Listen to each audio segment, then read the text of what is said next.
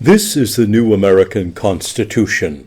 Eager undergraduates studying American constitutional development in the fall of 2022 engaged in a thought experiment and redrafted the original framers' Constitution. I'm Kyle Smart. Article 3 of the Framers' Constitution created an independent judiciary. However, much was left unsaid and left vague, such as leaving out judicial review of acts of the President, Congress, and the states, as well as many other concepts familiar to us now in the administration of justice. We seek to remedy these problems. The question is, what did we change in Article 3 of the new American Constitution and why? We propose a novel approach to a problem which has historically plagued Article 3 of the Framers' Constitution, which has been the enforceability of the court's rulings. This first became a problem with President Andrew Jackson and has been a problem several times since. We seek to remedy this problem by stripping the executive, or potentially stripping the executive, of their office if they fail to properly execute the rulings of the Supreme Court. Continuing on the question, what changes did we make to Article 3 of the new American Constitution and why, we propose yet another novel solution. The historic problem has been that divisive political problems can be decided by 9 people, only 5 of whom must agree, as one that has been detested across the political spectrum.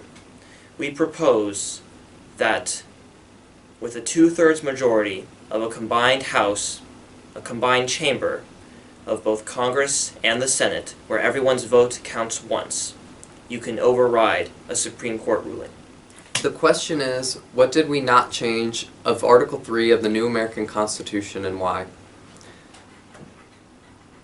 Due to the founders leaving much of it vague, there wasn't much for us to change as far as the language goes outside of our 2 novel ideas. However, we did make some changes, such as specifying judicial review and including some of the amendments from the Bill of Rights and subsequent amendments related to the administration of justice, such as the 5th, 6th, 7th, 8th, 11th, and Due Process Clause of the 14th Amendment. The question before us, will Article 3 of the new American Constitution last 100 years? I myself have mixed feelings on it. We did the best we could, but at the same time we are merely college students. It would be an act of supreme hubris to think that what we have designed could last 100 years. This is why we incorporated in Article 3 of the new American Constitution several possibilities and openings for reform, because we cannot predict what the political climate will look like within the next 100 years. And we kept many, if not most, of what the original framers had in Article 3 of the old American Constitution. I'm Charles Springer, and I am a part of the group that is reframing the original founders' Article 3 of the Constitution. I will be answering what things we changed, why we changed them, and will this article last 100 years in the new Constitution. Some of the things we changed include the enforcement mechanisms the Supreme Court has in enforcing its rulings, the use of stare decisis and precedent in some of its rulings, how Congress can override the Supreme Court's rulings without passing an amendment, and how members of the Supreme Court can be added to. For overruling the Supreme Court's decisions, Congress can now have a supermajority in both the House and the Senate to directly overrule the Supreme Court's rulings without passing an amendment. The stare decisis is no longer a strict requirement for the Supreme Court's rulings.